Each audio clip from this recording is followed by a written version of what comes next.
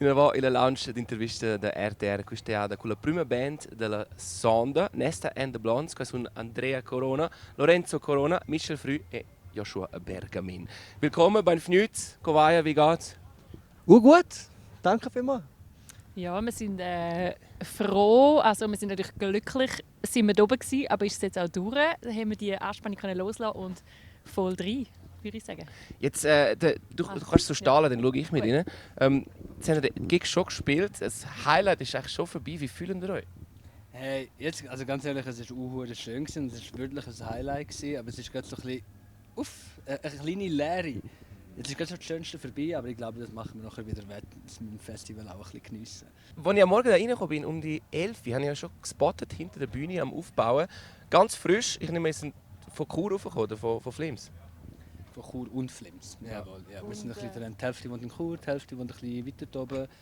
Und ja, wir haben wirklich kaum erwarten. Ich glaube, wir haben auch alle nicht lang geschlafen vor Aufregung. Und darum sind wir dann schon zu früh, wie man uns gesagt hat, da gewesen. Aber ich sage bewusst frisch, wir sind noch nicht so versifft wie da die Leute, die 2 Tage da am Campen sind. Also das ist ja auch noch gut, der Vorteil zu haben. Also ich möchte noch dazu etwas sagen. Als wir hergefahren sind und die einen auf den Bus gewartet haben, um in die Stadt zu gehen oder was auch immer, habe ich die nicht beneidet, muss ich ganz ehrlich sein. Es ist wirklich so, wow, stimmt, so sieht man aus am Samstagmorgen am Festival. Aber jetzt nehme ich an, ihr bleibt heute schon noch ein bisschen. Unbedingt. Selber in Sif. Ja, ich denke schon, oder? Tun ihr da campen? Campen nicht, ich schlafe im Auto. Ich weiß nicht. Das ist auch wie Campen. Ja. Also, aber ihr schlaft vor Quasi, Ort? Ja. Wir schlafen vor Ort, ja. Ja. Dann können wir es richtig geniessen heute noch. Jetzt hätte ich noch eine kleine fiese Frage. Wenn ihr das Line-Up anschaut, 2023, gibt es einen Act, den ihr streichen würdet oder einen Act, den ihr würdet drauf tun? Also wir würden ganz klar streichen. Robin Schulz? Nein, du bist auch cool, Robin. Wirklich, sorry. Aber einer muss weg. Was würdet ihr dazu tun? Ich kann gerne alle etwas sagen. Ich nehme an, da sprüht Gedanken. Kraftclub. Ja. Ich muss noch überlegen kurz. Ja. Fällt dir etwas ein? Ein Hologramm vom Tupac. Okay, das ist sehr spezifisch. Ihr seid ja zum Teil nicht nur Musiker, sondern auch Skater. Wenn ihr könntet von einer Sache leben, das professionell machen, was wäre das? Als Kind war es Skater, aber Musik gefällt mir mehr. Ja, also ganz klar Musik. Ja. Also ich habe gehofft, dass die Antwort kommt, weil die nächste Frage betrifft eben eure Musik.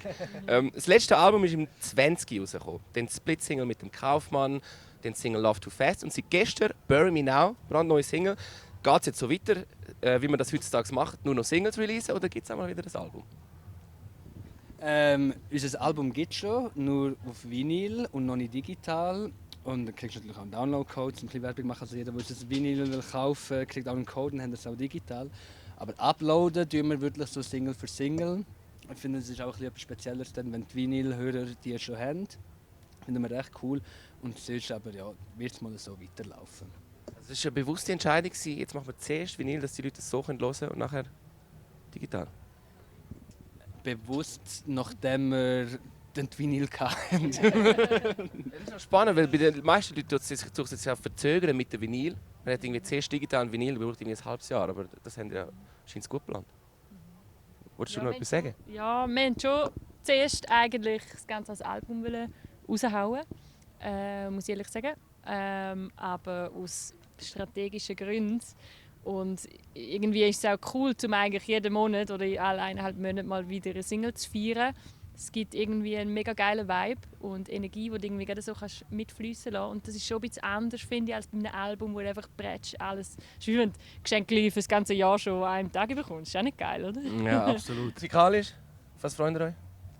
Ich freue mich auf Fanta 4, weil ich die schon seit der Kindheit höre. Und jetzt sehe ich erst einmal eine Show von ihnen. Und ja. Michel? Definitiv, ja, wenn dann. Hey, same. Wir sind ja im gleichen Haushalt groß geworden und wir sind oft bei uns gelaufen. Und ich bin ein Fan, Fanta 4-Fan. Haben Sie schon gesehen, das im Backstage? Nein, noch nicht. Aber dann werde ich dann, glaube ich, so mein erstes oder vielleicht mein zweites Schüchenstar-Selfie anfragen. Okay, merci vielmals. Nesta and the Blondes. Blair Plagiar, viel Spaß noch am Open Air Lumnizia. Danke. Io carezzo il te. Super!